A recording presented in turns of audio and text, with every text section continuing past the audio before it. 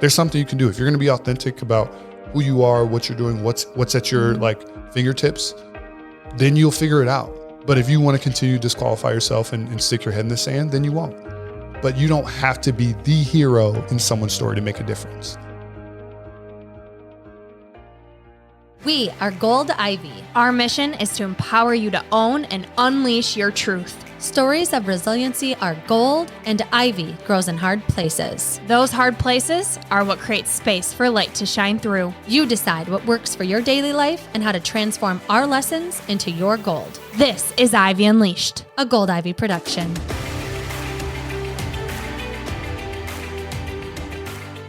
Welcome back to part 2 with Gaelin Elmore. We just sat through the most heart-wrenching story. If you have not listened to part 1, please go back. We were just talking about how hearing a story like this, part of you feels like guilty that, like, God, I've been through nothing compared to what you've been through. And so how do you handle that when people say that to you in regards to like, oh my gosh, I can't even complain because I went through nothing as a child? We always have opportunities to diminish what we go through and disqualify our own battles and journeys and crosses that we have to carry. One of the beautiful things, outcomes of me going through what I went through, is that I'm extremely empathetic. Like, it's just, there's always nuance. There's always something below the surface that we don't understand. And there's never a black and white, like, plug and place, this would have happened the same or different kind of experience. And so there are friends that I grew up with that just was like, man, I don't want to talk about anything hard around you.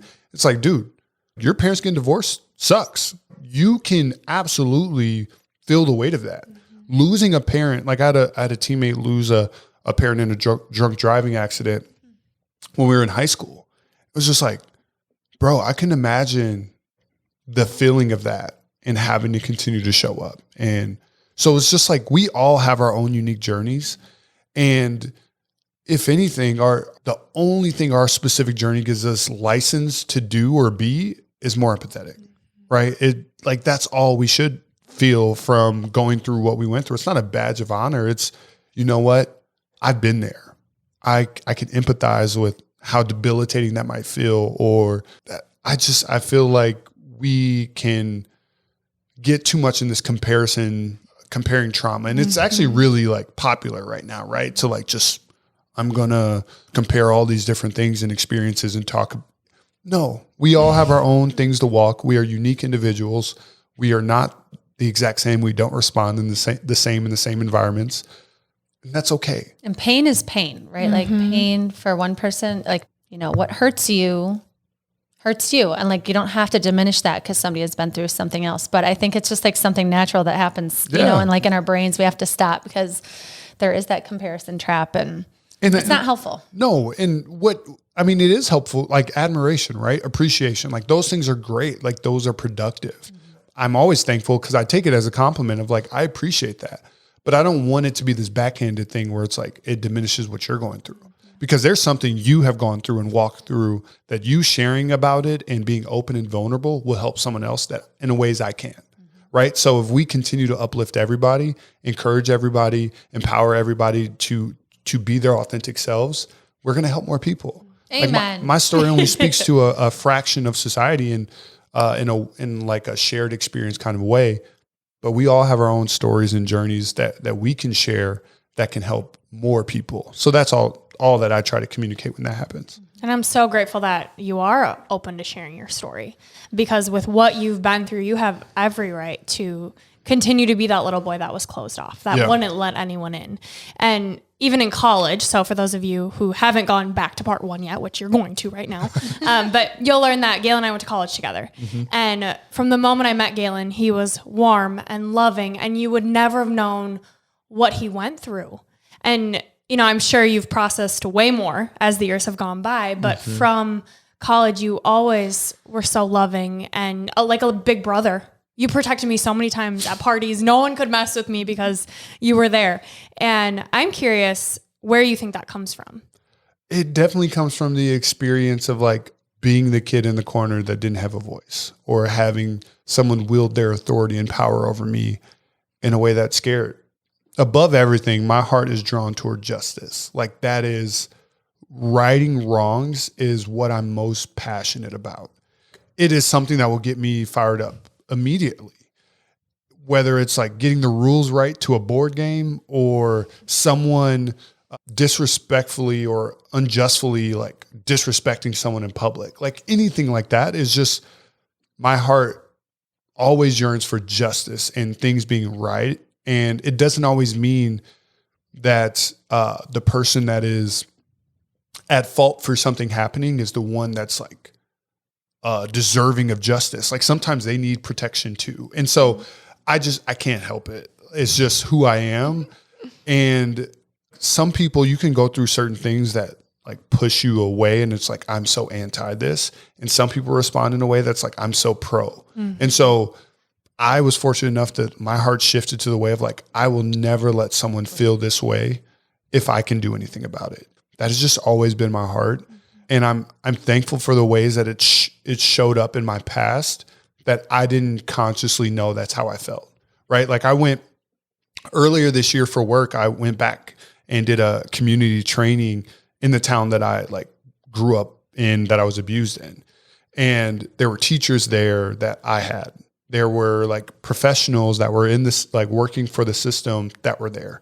And so it was just this moment to have a flashback and to like hear who I was through their eyes and to see it like now they see me right now and they're like, it makes total sense you're doing what you're doing. And it's just like, wait, I was always this way. Like I was always a kid that was like drawn towards justice. That there was one of my teachers told me a story of a kid who was on the spectrum in our class and was really scared of like spiders and different things. We had a class pet that was a tarantula. And after school, like this other class came into our class waiting for buses. And so they weren't a part of our family, right? Like they were in a different class. They came in and they got to play with the tarantula, but our classmate kind of freaked out. She told me this story about how I shouted over everybody and was just like, yo, leave him alone. Like he's good people. Like that's my friend. Like leave him alone.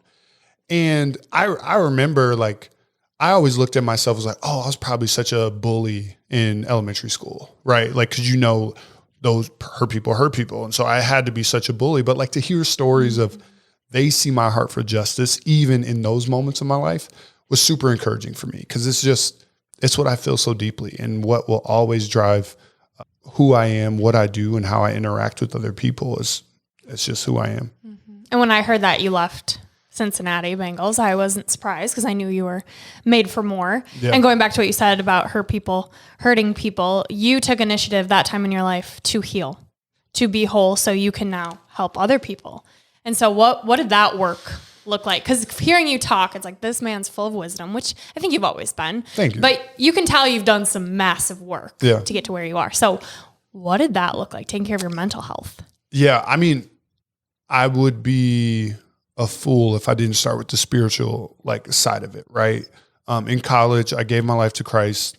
There was some healing that was taking place that I didn't even understand in that time frame. Part of my experience in foster care, the abusive home I was in, the only thing I did other than go to school was go to church. And so there was this really dysfunctional relationship with religion and spirituality, but I was drawn toward it. Like I felt like, man, there's something here, but it just doesn't make sense right now for what I'm going through. And so in college, that started that journey. And so thinking about like the purpose of life being more than what I can do and being really focused on who I can become and how I can influence and impact others, that started to change my lens.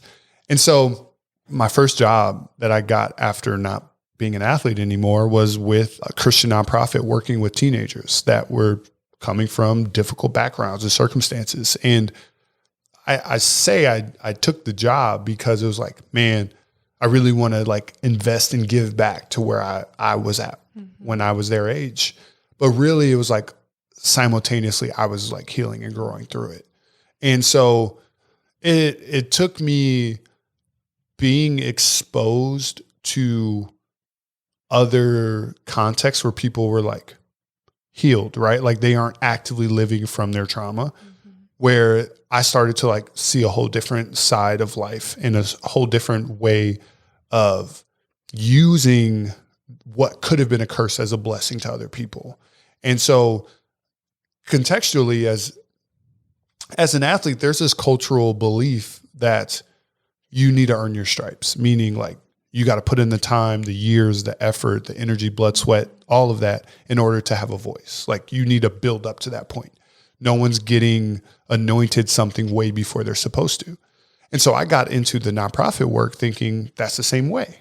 The people who've been here the longest know how it works. They understand it. They're good at what they do, blah, blah, blah. And I'm like rubbing shoulders with people who have been working in nonprofit with kids longer than I've been alive. And I'm like, you must got it figured out.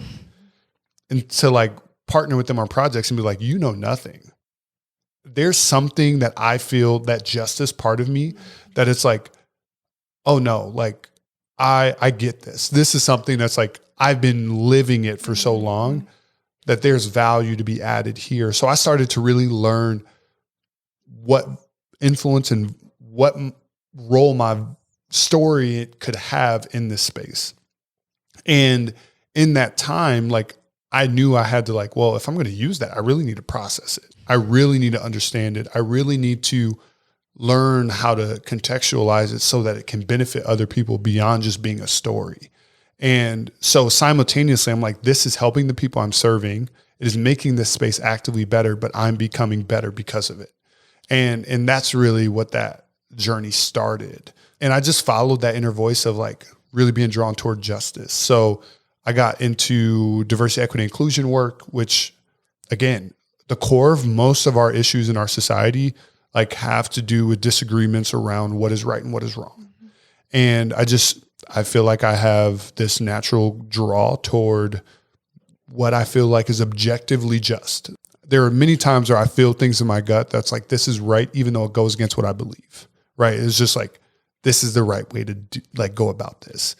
So I followed that in the diversity, equity, and inclusion space, quickly felt like, okay, like there's some perspectives, some thoughts, some ideas I have here that aren't common, but I think it's impactful. Mm-hmm. That slowly led me to belonging, which I was like, okay, this is applicable to diversity, equity, and inclusion.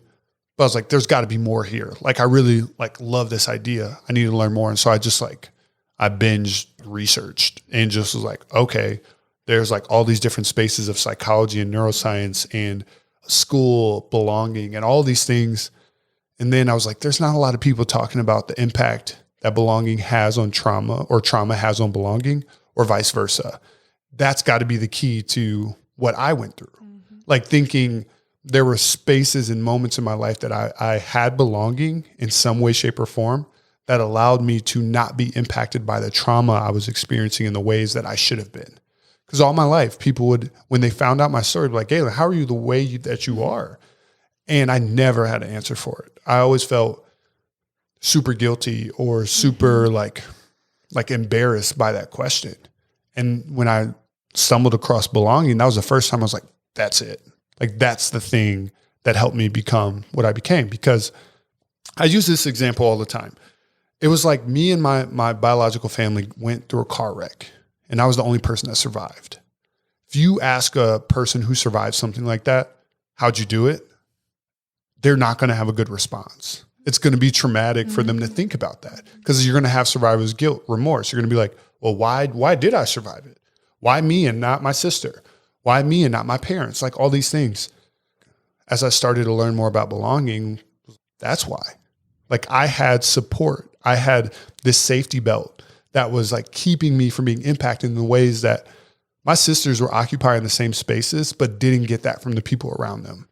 They didn't have the same teachers I did. They didn't have the same experiences. They didn't have a coach that invested in them when they were older. Like I was privileged in my trauma.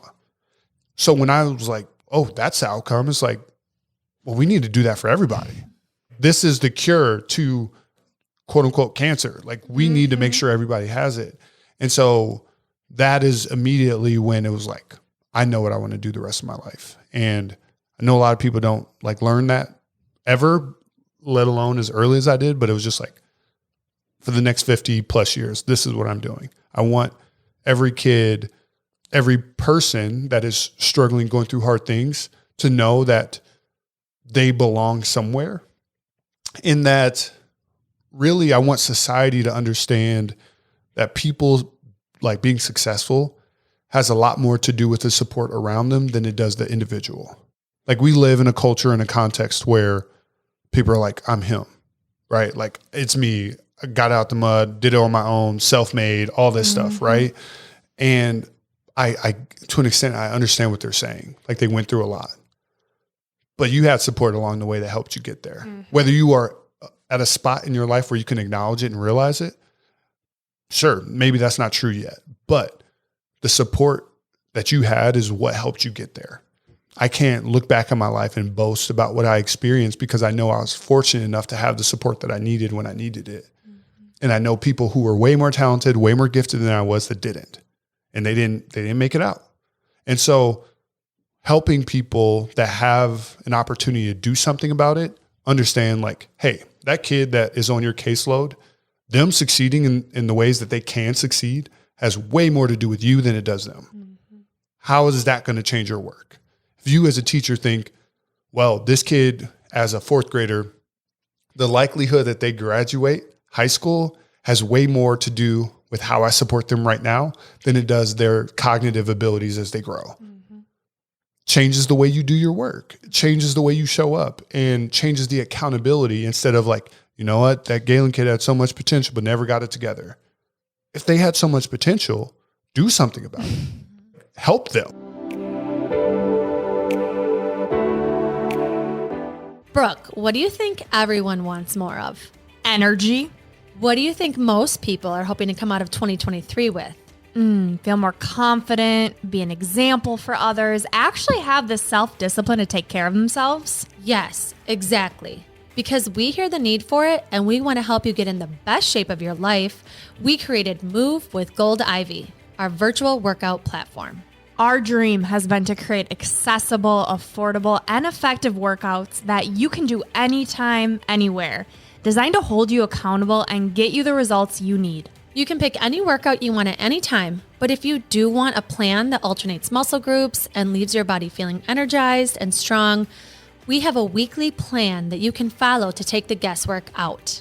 It's easy to navigate and packed with all kinds of workouts that will help you strengthen, trim, pump up, tone, energize, de-stress, all of the things we want our body to feel. It's within Move. Don't forget to mention the resources we offer. As a member of Move with GOLDIVY, you'll be a part of our exclusive Ivy League community, where we share our top wellness resources on things like meal planning, gut health hacks, time management, and more. And because you listen to the Ivy Unleashed podcast, we want to offer you all of this for only $20 a month, cheaper than any monthly membership you'll find. Not only that, you'll get a free trial week to test it out.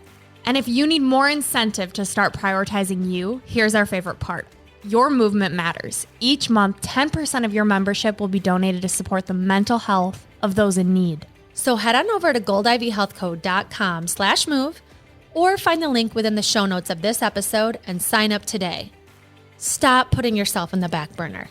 Snag your spot and reap the benefits that you deserve to feel this year. It's your time. Move for your health, move for your confidence, move for your mental clarity, move with GOLDIVY.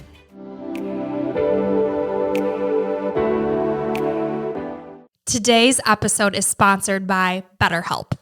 Every episode of Ivy Unleashed is dedicated to empowering you to take ownership of your health. And what it really comes down to is prioritizing your mental health.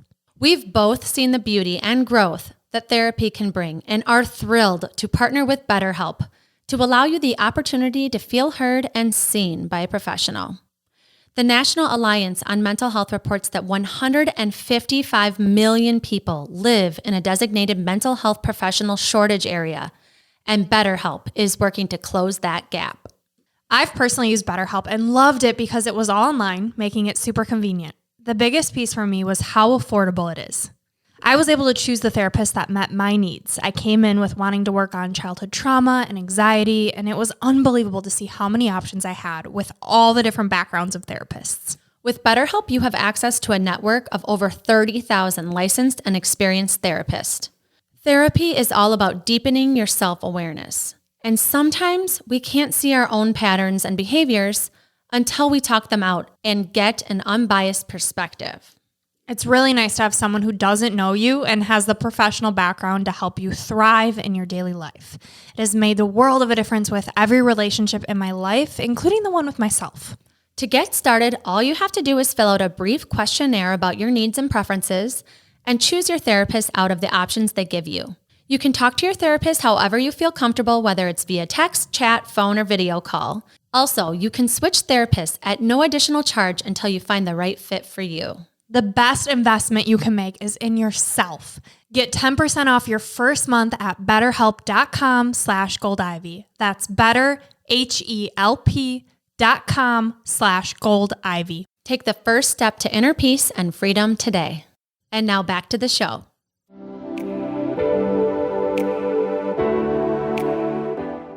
As much as we talk about like the self-made kind of side of it, we also try to like point fingers at people who didn't make it and say, hey, it's your fault.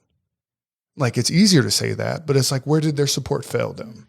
Where did their places where they were known, where they were understood and appreciated for who they were and not what they did, that helped them get over the hump that was too steep to climb on their own?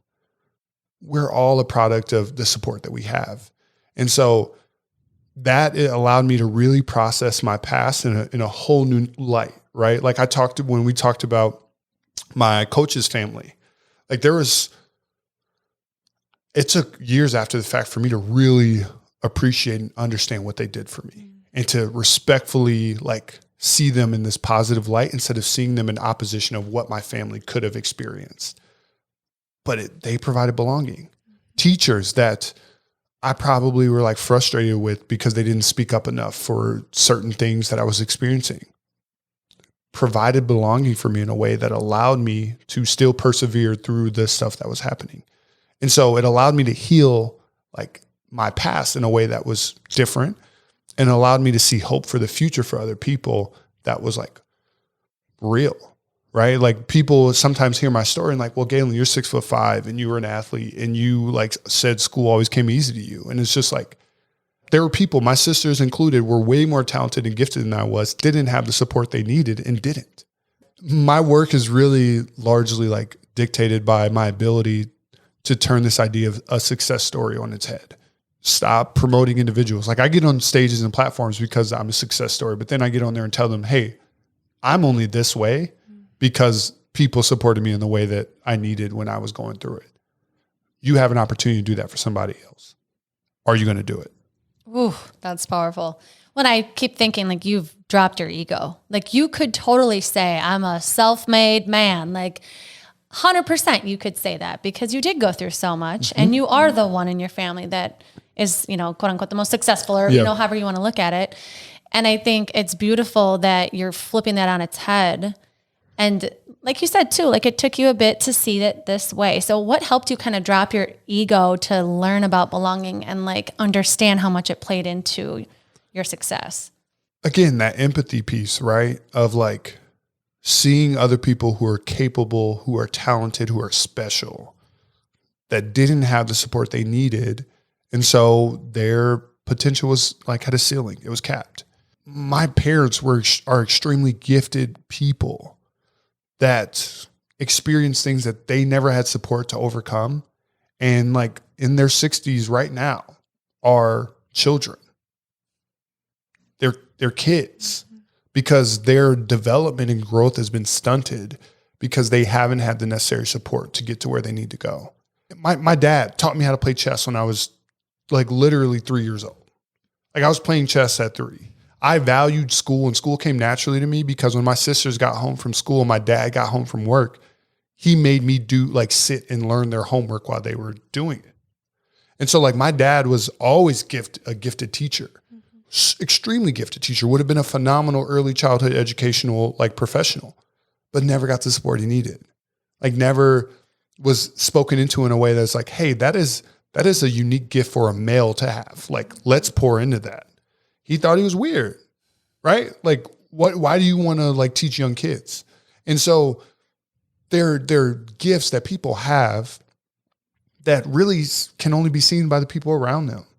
And it's like, how can we help you get to where you want to go?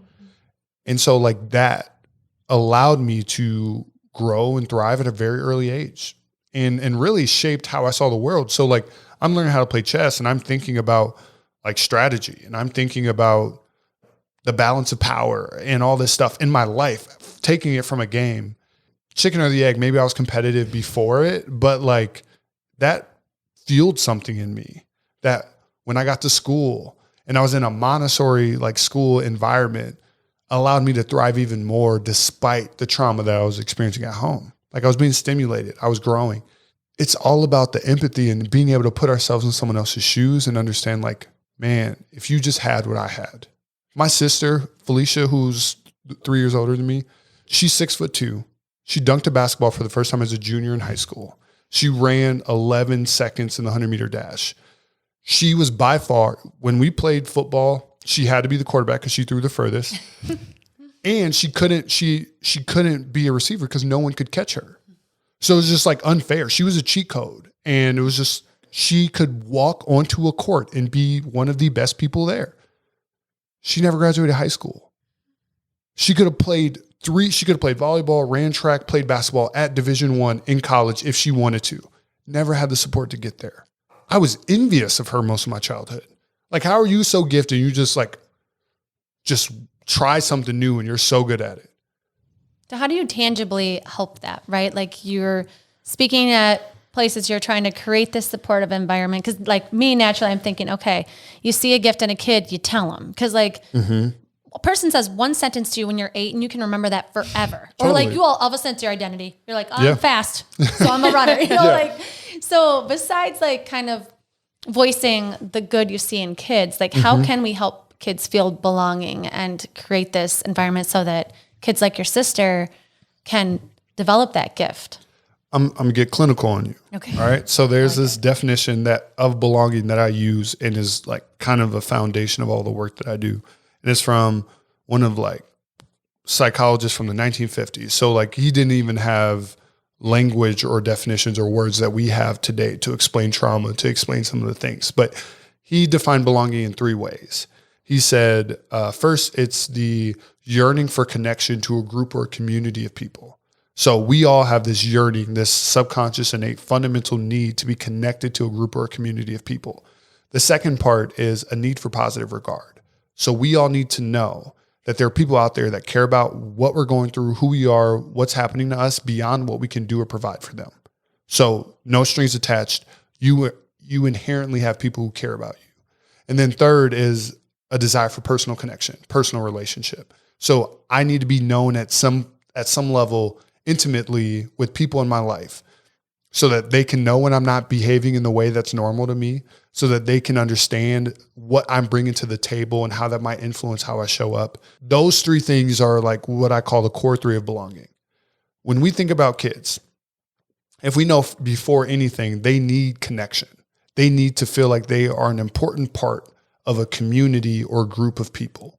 If you prioritize that, you are helping them acclimate. You're helping each person or a part or piece of that group see inherent value in the other individual, giving them freedom and safety psychologically and physically to be a part, be who they are there, be authentic, be true, be real, be vulnerable. If you can do that, then you like think about positive regard. Now, if you do what I want you to do or not, you still get access to this safe space. You still get access to being your vulnerable, authentic self, even if it's behaviors and emotions I don't like. So even if you are acting out of this world, like it's just like, and I got young kids, they act out of this world, despite of how bad your behavior or actions might be, I'm not removing your right to connection. Regardless, you have value here, regardless of what you do for me. When you do that, and I know like, okay, my connection isn't dependent on what I do or who I am. It's just, it's on the table. I show up, I don't, it's still there. It's not removed. And then to be known on a like intimate level, it's like, man, if I do show up and I have behavior that's not maybe who I normally am when I'm showing up, I don't have to explain to you why I'm acting that way. You see it and like, Gaelin, you know, that's not who you are. That's not what you believe in. That's not what you stand for. Like, what's going on? Kind of like I care enough about you to point it out and know you well enough because you're so loved here that something's off. Yeah. Think about a kid. Like, I don't have words to explain the trauma that's happening to me. I can't explain why this is making me feel like I want to be angry today. But if you can recognize that I'm acting a way that's out of character and you can respond accordingly, that creates a sense of connection here. And so it's like, you know what? It's okay that I don't know. I don't have to explain to everybody. And say I'm in a different space and I don't have that. I can come back here and experience that relief, experience that connection. That's what was happening in my school. I would go home and it didn't make sense there. And I'd come back to school and it's like, oh, they know me. They know, like, when Galen's talking out or acting like a class clown, that doesn't automatically mean he should get sent to the office. It's like, how can we keep him here, keep him connected, keep him a part of this without being punitive in our response to how he's showing up? And so for kids, to prevent them from attaching their worth or who they are, their identity to a specific thing, compliment, experience, you let them know, like, this is how I see you, this is who you are, and this is how it's going to be regardless of what happens in your life and what you go through. When it comes to our relationship with our partners, something we value is fun and adventure. And date nights of just eating dinner, watching a movie, and scrolling our phones just isn't cutting it anymore. So here's our solution. We just found the Meet Cute deck, and it's really given us the motivation to start doing things as a couple again. The Meet Cute deck comes with 50 unique date nights and 6 different categories like outdoor adventures, arts and crafts, bonding activities, and more. Best part about these ideas is each card could be something we do at home or outside, so it keeps things spontaneous. We just shuffle the deck, grab a card, and that's it. We do that date night, no questions asked. If you want to start having more fun with your partner, check out the Meet Cute deck at meetcutebox.com and use code DATENIGHTS to get 15% off and free shipping. That's code DATENIGHTS for 15% off at meetcutebox.com.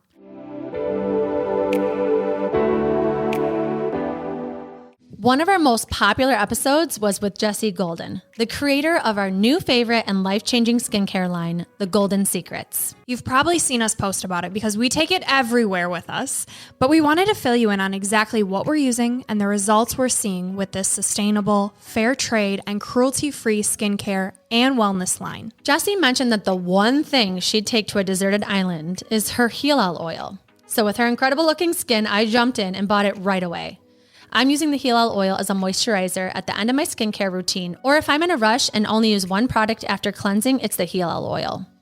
I also use it right before my new gua sha routine. The Golden Secrets has a gua sha tool called the Sorceress Stone Gua Sha Beauty Tool. It's an ancient holistic facial massage tool that enhances your skincare routine by increasing blood flow, circulation, and nutrients to brighten the complexion and tone, and it lifts the facial muscles naturally. Jessie says, this is the one beauty tool, hands down, that has made the greatest impact on my skin. It has helped retrain the way the patterns of my face, muscles, and skin function. I'm already seeing more definition in my jawline and cheekbones, which is so exciting. Jessie provides tutorials on exactly how to use all of her tools and products. So as a person who's notorious for knowing nothing about skincare, the Golden Secrets has been my favorite discovery. And for me, I've spent years getting back my health. And because of that, I take what I put in and on my body very serious. I can say without a doubt that the Golden Secrets is the only skincare products I will use in the future. I swear by the heel oil, the Youth Beauty Face Oil, coconut lip balm, and will soon have every product on my bathroom sink. The Golden Secrets is rooted in nature, ancient wisdom, and organic beauty. Jessie Golden thrives on making skincare and wellness products that benefit everybody. We're thrilled that we have a discount code you can use to save money when you shop the Golden Secrets. Use code GOLDIVY for 10% off today and keep watching us at Gold Ivy Health Co. on all social channels as we continue to share our amazing results with the Golden Secrets skincare line. You can find the link and code in the show notes of this episode. And now back to the show.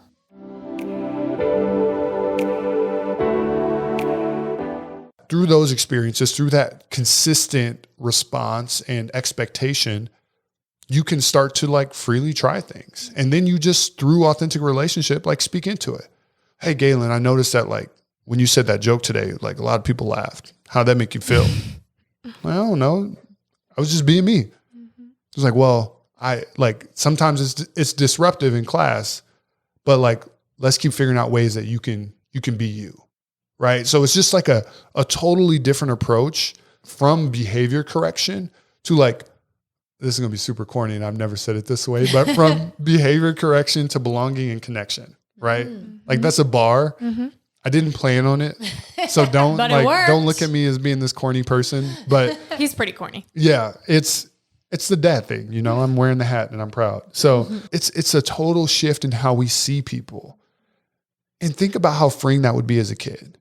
Right? To not think like this thing about me needs to change and think about like, man, they see value in this. How can I like find more?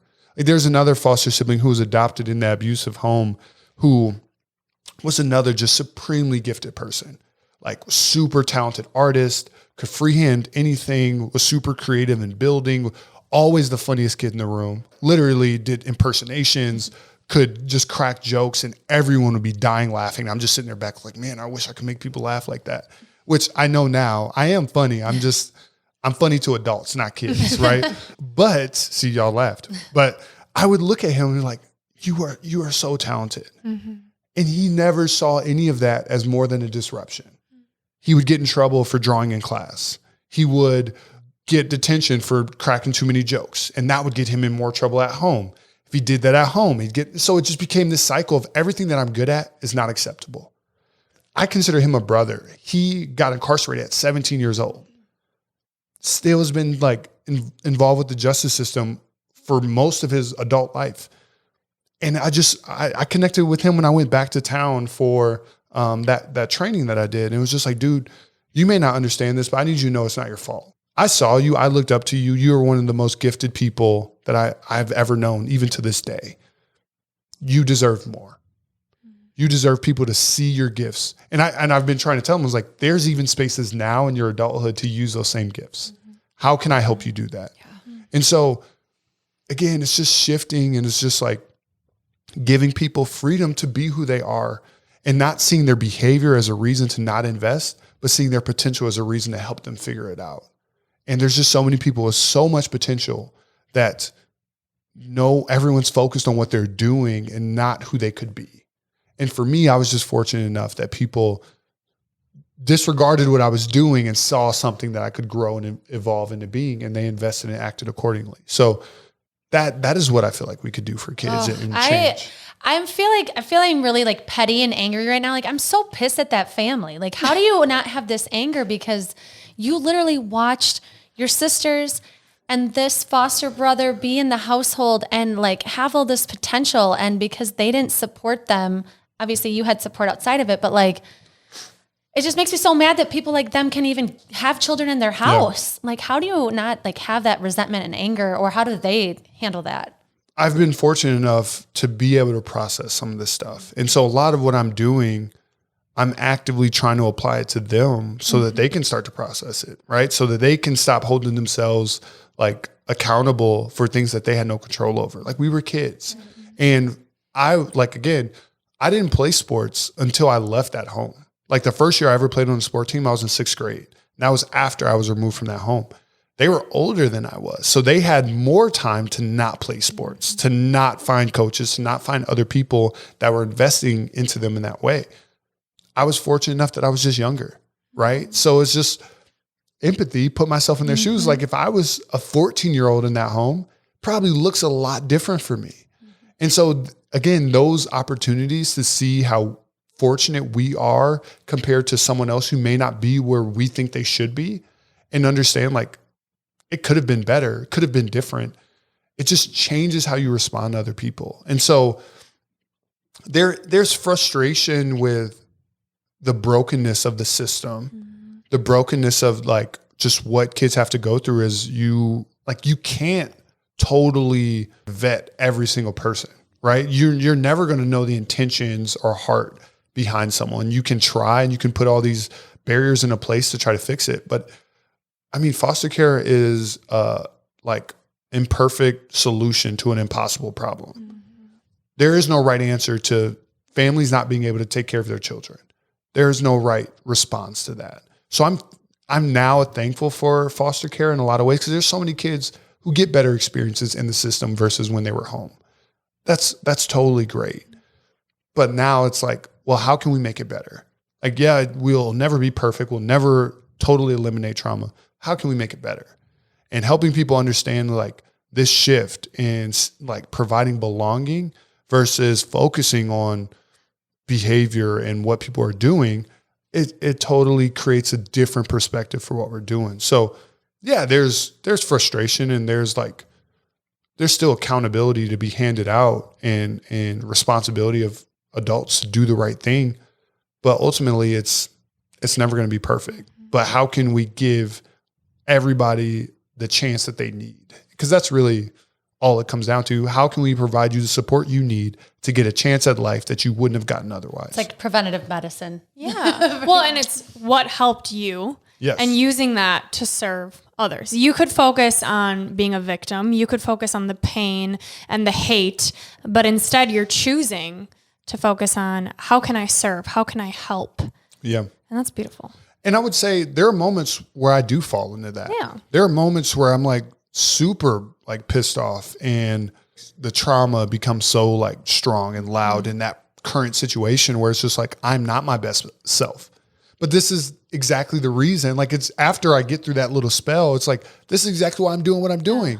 Because people that have those experiences and those spells, like, they don't have experiences that counteract it, or they don't have the support that helped them get through that, then that can like go on. Like, I literally, my last event I was at, I did the keynote. I felt like I crushed it. Like, there were sometimes I walk off, I was like, oh, that was okay. So I literally got off stage and I was like, man, like, that felt so good. Like, I crushed that. They were engaged. My jokes hit. They laughed. There was a right close. I was on time. Like, all the different things hit. And I got back to my room and I just had this like moment of just sadness, and just like, and I'm by myself, right? Like, all the people are gone. My family didn't travel with me. I'm in the hotel room and I'm just like, man, why am I doing this? And it's just off this immense high. And I just had to call my wife and vent. And I just had to talk to her. And I was like, I literally asked her, I was like, should I keep doing this? Like, should I keep being away from my family and doing all these things and investing? I was like, I don't know what it's for. But my support got me through that. And it was just like, all right, I'm ready to go. Some people don't have that. And so they go and try to get a job to continue to provide for their family, and they don't get it. And they're like, why would I even try? And they don't have support to lift them up and encourage them to keep going. That's what we need. We all need those people that are going to help lift us up in the moments where we feel like we don't have enough anymore. I'm just fortunate enough now in life that I have that. And I had that as a kid. But everybody needs it. It's not an exclusive invite. Like, this is, the door's open for anybody. And as long as like I have breath in my lungs and ability to work, like, that is what I'm going to be focused on. Because it happens where, man, trauma's like, it's not going anywhere. It's still here. It will continue to find new ways to show itself, and I'll continue to have to find new ways to deal with it. Other people don't understand what that is. They don't understand why they feel and act and self-sabotage and do the things that they do, and it has nothing to do with them. It has everything to do with what they went through and the lack of support they had when they were going through it. The work you're doing is so powerful. I feel like my mind is just going wild thinking about just the opportunities that people can think of their own childhood, of what they needed, what that could be, or reaching out to you to say, what can I do in my community? Like, do you have any ideas? Because sometimes when your brain's in this space, you're like, I can think of 50 things you could do, you know? Yeah. So where can people find you if they want to connect with you, follow you? Where can they find you? I have a website that you can find information there. You can learn more about what I'm doing. You can even like shoot me a submit or a contact form or something to have a certain request on there. And that's my first name, GaelinSpeaks.com. And then I'm on Instagram. I'm on Facebook. I'm probably most active on Instagram, so people can reach out to me there. I would love to answer any questions you have. And it's important work. And this mission isn't a solo mission, right? It's equip, support, supply everyone with whatever they need to be the difference, make a difference where they live. And so I'm not gatekeeping anything. Like it's not trademarked.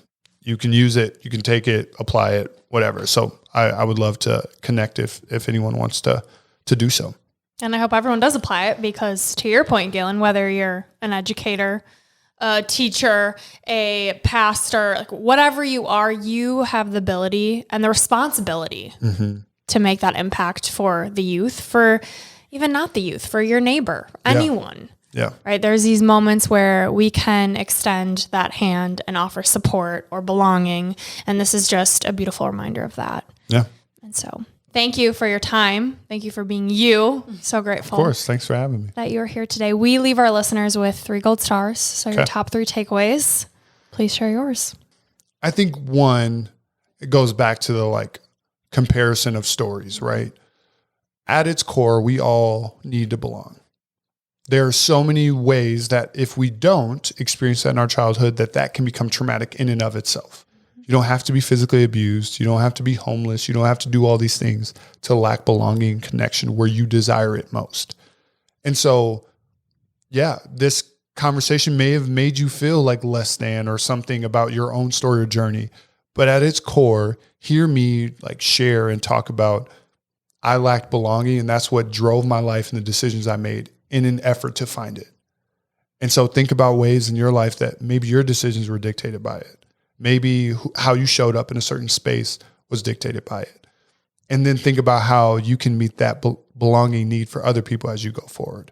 So I think that's definitely one, is at its core, we're all just people looking to belong somewhere. There's a quote that I absolutely love, and it says, "We are all born looking for someone looking for us." When we find that, and this is not part of the quote is, "We're all born looking for someone looking for us." When we find that is what varies. Some people find that immediately. Some people takes a little bit of time. Some people throughout their childhood may never find it.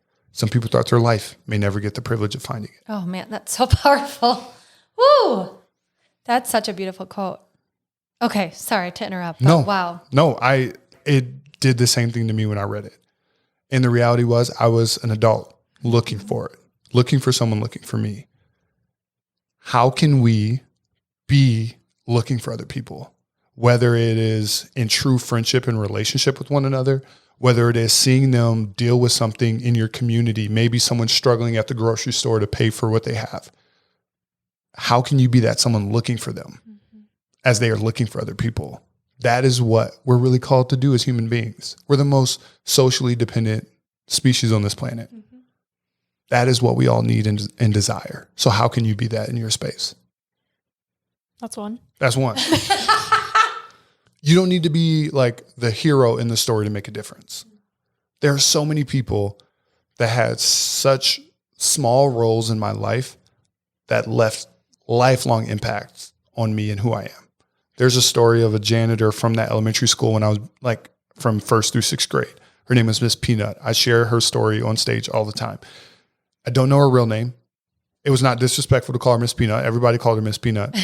She was called Miss Peanut because she was about 4'5". I was taller than her in 1st grade, but she had the biggest heart. And she didn't see her work as I'm in custodial services. She saw her work as like, I'm impacting children and I also do custodial services. And she was just so good at that. She never was a teacher. She was never the authority figure in my life or experience, but I remember her, and I will always remember her because of the way that she loved and cared for people around her. I share my story and people hear my coach and they're just like, man, like good for him, but I could never do that. I could never be a foster parent. I could never be an adoptive parent. We like disqualify ourselves. There's something you can do.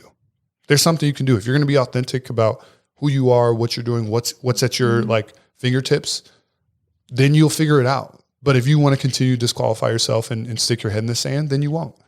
But you don't have to be the hero in someone's story to make a difference.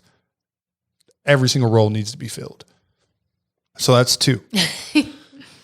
There's no point of arrival. I think we already talked about this, right? Like part of what I do for work, and yes, I'm influencing professionals and adults in the space, but part of what I'm doing is actively creating pathways for people who went through what I went through to do what I'm doing. So like when I occupy a stage, I'm thinking like, how can I set up the next former foster kid to be on the stage and do well and to be looked at as a professional and not just someone who's there to trauma vomit all over everybody. When I get a chance to connect with former foster youth about what I'm doing and after I speak or whatever, it's always so uplifting because there's no point of arrival. I'm not any better or any like further along or any more qualified than they are. I'm just putting my head like to the ground and going to work, and we will figure it out, and we will become better versions of ourselves as we go. And so I know I'm on this podcast as this guest that can speak into all these things, but like I'm still actively figuring it out. As someone who is helping people provide belonging for kids, there are times I still fail my children. Like I'm not a perfect individual and I have not arrived. I'm just actively working on it. And I know that even though I'll never get there, it's not going to stop me from trying. Don't think through like this, like perfectly curated, like culture and society that we live in. Don't like diminish where you are and the impact you can have because you're not there yet. I'm not either. And the sooner we acknowledge that, the better off we're going to be. The more likely we're willing and capable and able to occupy spaces we should. And so, yeah, there is no point of arrival. I love that. I think it's liberating to know that I don't have to wait until I'm ready because I'm never going to be ready. I can show up in this moment with what I have and with the idea and the intention of making a difference. That's all that matters. Yeah, absolutely. Wow, those were beautiful. Whew. Can we do 5 gold stars? No. Okay. All right. To Unleashing Ivy surprise rapid fire questions. Mine has to do kind of flipping the script to the people that feel alone or feel like they, maybe you're an adult and you just like feel like you don't have a support system. You feel like you haven't like found the people that really talk about your gifts or make you feel plugged in, or maybe you just have like really crappy circle that you just know is not it. What advice would you give to kids or adults that are kind of looking for that belonging? Yeah. How do you like find healthy belonging? I would actually venture to say healthy belonging finds you. So my wife asked me this question about my work. She was just like, Gaelin, how do you find so many like cool people that are so closely aligned to what you believe in, the change you want to see in the world? Not every time, but I would say probably like 70% of the people I partner with, I'm like, we're friends now. Like, I know you just paid me, but like, we're friends. My answer to that was like, I don't, they find me. But what we need to do to get there is like, we need to find who we are, right? Like we can get so focused on the people around us. If you're in a circle of people that you feel like, man, this isn't it, it's because you're not being who you are. They are still there because you're not authentically who you are yet. And maybe that's you like kicking the can down the road, like, I don't want to change or that I don't want to acknowledge that or whatever. Or you're trying to be something that other people think you should be. And so when we like authentically step into who we are and find that, like we genuinely, I'm not in this whole, the universe, like you'll attract it to you. People will see that, honor that, and respect that, and they'll find you. And then you'll know. Yeah. So like for me, when I got done with football and I was like, I need to figure out who I am. I need to stop pursuing the people that was my family. The people I thought, my circle that I thought would be those people weren't it. And it was just like, all right, I'm done chasing that. Let me figure out me. And so I went on this journey to like heal myself and figure out how can I be me in the world. And then that's when my people started to find me. I feel like you can feel that too. You're like, God, this just like, I'm not looking forward to being with this circle of people, or like, I haven't found any mom friends that I get along with great. It's like, cause a lot of times when you're a mom or parent, like you don't take the time to understand, like, cause you're an evolving person and then you have a baby and you're like, I don't even know who I am now. Yeah. Like, do I hang out with these people that don't have kids? Like, what does this mean for who I am? Yeah. So you change as a person. And so I think it's a constant, like, that's why we talk about this check-in. And I love that you keep talking about authenticity, is because like, if you don't know who you are, what you value, what you want to talk about, what's important to you, you will be around people that don't match it. So I love that. It's brilliant. Like we are going to go through seasons, right? Things will change. We'll be different versions of ourselves. But if we continue to find and like commit to finding who we are in that new season, the people from the previous one will decide if they want to be around for it or not. Like they will be like, you know what? Like if you're your authentic new mom self and it's just like, well, I'm not really like, they might be like, I'm not in that season of life. Like, I don't know if we should, like, I can't do the bedtime thing. I can't do the babysitter thing, which is real. Like that happens. Yeah. But the people who want to, and they still want to be around you because of who you authentically are, they'll be there. Me and my wife talk about this all the time. It's just like, we need to like be who we are and trust that we will be in the spaces we're supposed to be in. And the people that we are supposed to be connected with will be connected with. So we got to stop getting caught up in being who people think we should be. Even if you can be in a room full of people and still feel alone because you're not being who you are. You're like, I don't know who that person is. Like we all know, like still sometimes when I get back with my family, I like become a person that I don't like, I'm not even this way. Yeah. Like, why am I doing this? There's some kind of quote that's like, if you think you're healed, go hang out with your family of origin. And you will quickly learn, like, you have so much more work to do. Yes. So it's really just be like, do work on yourself. Yeah. And once you get there, then just like boldly occupy spaces and you'll meet people. Like there's still times to this day, like I'll be at an event and I'll meet someone. I'm like, I want to be friends with them. And it's because I can tell that they are being who they are. And although I might not be in the season of, like, there are so many people who have like preteen or teenager, like children that are like, we're not in the same season of life. I have a 3-year-old and a 1-year-old. And so, but it's like, I want to kind of be like you when I'm there. As long as you're willing to let me be around, I'm willing to like adjust what I got going on to be a part of it. That's what that's like when people like experience you and they're like, I want to stay connected. Like you're good people. Yeah. That's the greatest compliment I feel like we can get because you're being who you are. That tees me up perfectly for my next question, which is you being a dad. You just said you have a 1-year-old, a 3-year-old. Yeah. So my question. Girl dad, by the way. Which is so fitting. Yeah. You are totally a girl dad. Yeah. Now that you have these babies, knowing what you went through, your childhood, what are you doing differently? I'm making sure that as much as I can, that my daughter feels like she has a voice, that she's an active participant. And I say my daughter because my 3-year-old, like my 1-year-old is talking gibberish. Like you can have a voice, like, but you're not actively in this right now. But like really balancing, like I feel like I need control a lot, but still not letting my need for that to diminish her voice. And so that she's just not a passive bystander, her own experience. I'm not good at it yet. I'm working on it, but really wanting her to feel like we are equals. Hey, daddy messes up too. Like, I'm sorry. I handled that wrong. I raised my voice. I'm sorry. Will you forgive me? Giving her space to be like, no. Okay, daddy will try it in a little bit. You want to go do something? You want to go outside? You want to go drive your little Elsa car around? I want her to know that she is valued and she's not just a possession. She's not just a kid that I have supreme authority over. I need to pursue you and apologize. I need to pursue you and reconcile. I need to honor you when I mess up. And you can also hold me accountable when I'm doing that to other people. Actively thinking about adult that I want to cultivate or help cultivate, have a hand in cultivating, really starts with her knowing that she has a voice, that I will always honor her voice. And if I fail to, that I'll come back and like make sure I try to write that. And so that she knows she has power, right? Like I just felt so powerless in my childhood.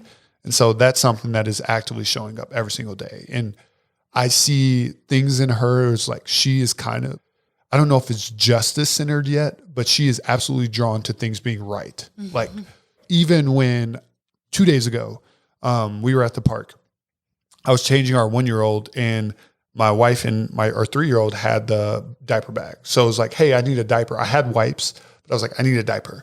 And my wife gave our 3-year-old the diapers and wipes. And she ran them over to me and I was like, okay, thanks for the diaper. I don't need the wipes. Can you take them back? She was like, no, mommy said bring these. And I'm like, okay, thank you. I don't need them. Take them back. And she like got genuinely upset because she was told one thing and I wasn't honoring what she was told. And so I got frustrated because I'm like, I'm trying to change your poopy sister. Let me be for a second, take the wipes back, just listen to what I'm saying. But after the fact, it's just like, there's a part of her that is like screaming out to me saying like, this isn't what I was told. This isn't right. And so I'm trying to honor that through the lens of what I experienced because I was so drawn to like, this isn't right either. And I never felt like people listened to me when I voiced that. And so that is something like literally 2 days ago. I'm actively in it. I have not arrived, but we are working on it. We're on the journey. That's awesome. I feel like so many parents do need to hear that. Like, that's a great perspective that maybe they didn't get as a kid because they didn't even think about having a voice because they were just told you don't, you're to be seen, not heard. It does kind of backfire when they're a little older. Yes. They will keep you in check. Yes. They're the greatest teachers. So I look forward to your stories when they're like 10 and 8. And it's great though, because I think it's like the best form of accountability. Like you're trying to give these kids a voice and be who they are. And sometimes they're very different than you. And you're like, oh my God, can you just do what I say? Yeah. But it's like, no, it's important for them to analyze the situation, speak up, and feel safe doing that. So that was beautiful. Okay. Last question. If you could go back and tell younger Gaelin something, any age. Okay. What age would you go back to and what would you tell him? I mean, probably 18-year-old me. I would probably go back to 18-year-old me and tell him, like, figure out who you are and the right people will come along. I was so determined to find my people, but it wasn't me. So it was just like, I wasn't even giving myself a chance really in college with like relationships, right? Like I didn't know who I was and I didn't know how to be myself around other people. So they got a shell of me or a version of me that wasn't me. And then I felt some type of way because they didn't know me. And so it was just like holding people accountable for what I'm doing. And so I feel like there's so many like points of frustration or points of like regretting how I handled things and not being a justice-centered person with certain parts of my life that could have been avoided or would have been more aligned with who I am now and who I've always been, that would have changed my experience in college. And so I'm 18-year-old me because I just thought I had it all figured out. And younger me was just like head down, like we're grinding. And then 18 was just like, all right, we're here. Like this, I have it all figured out. This is what I'm doing. And I'm just going to power through. And like people need more finesse than that. And yeah, I'm not a regret person, right? That's why I like frowned when you brought up the question. But I think that perspective would have been really helpful of just like, dude, go on this journey of like you accepting what you've gone through and you accepting who you are and how that makes you show up in the space right now. I was so terrified that people would figure out the real me and never want anything to do with me and like just see me as damaged goods. And it was like, if everything, I'm going to put on this facade that I do have it all together, that I'm all good. Nothing hurts me, like all this stuff. When really I was just like, I was this little kid inside. And so healing that inner like kid, accepting like, this is who I am, this is who I'm going to be. Better get like familiar and acclimated and comfortable with it now. And I think I would have experienced way more authentic relationship in college.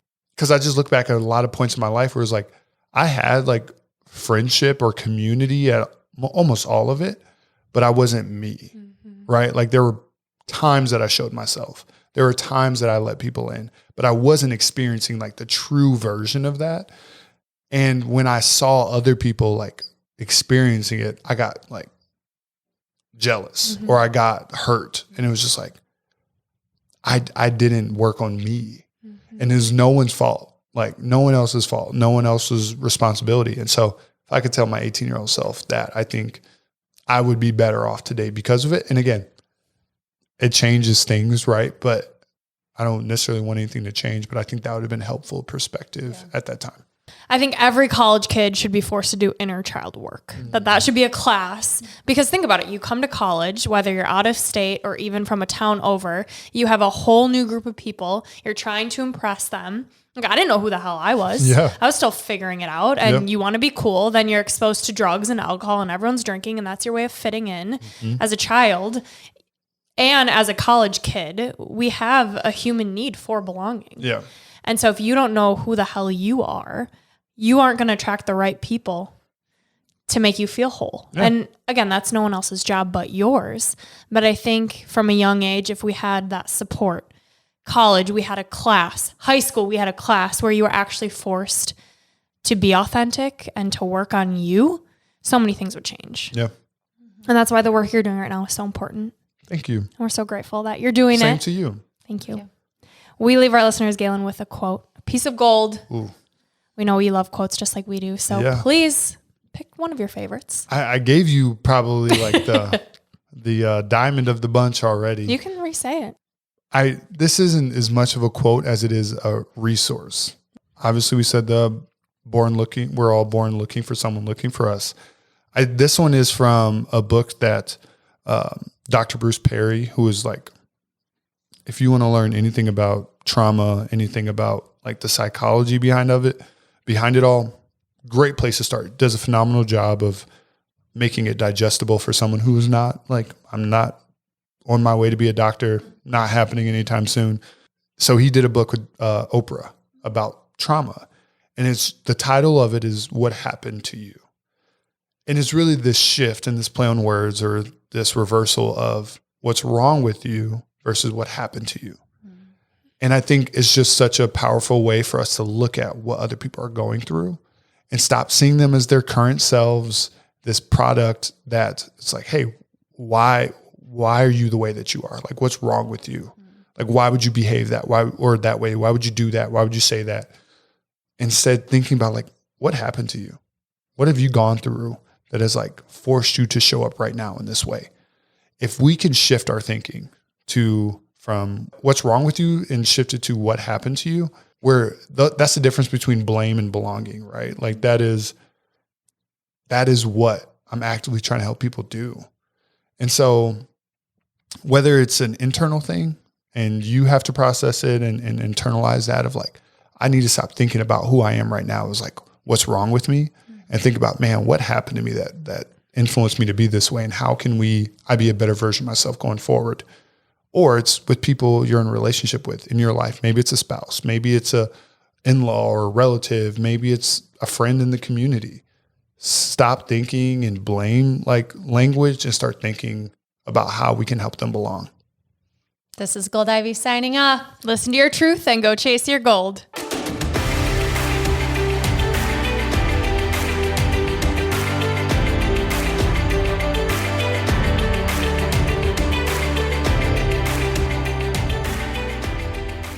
We want to thank you and encourage you to celebrate yourself for taking the time to learn and get inspired in your one beautiful life.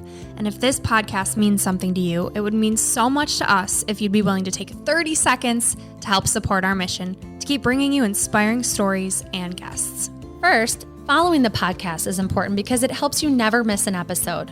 To do this, just go to the Ivy Unleashed podcast show page on Apple Podcasts, Spotify, or wherever you listen to podcasts. And then just tap the plus sign in the upper right-hand corner or click on follow. While you're there, if you'd be so kind to give us a 5-star rating and review and share your favorite episode with a friend, we'd be so grateful for your support. We are thrilled you're here and are so happy that you're taking time to prioritize your wellness, self-discovery, and growth with us. The Ivy Unleashed podcast is produced in partnership with J. Gray Podcast Production.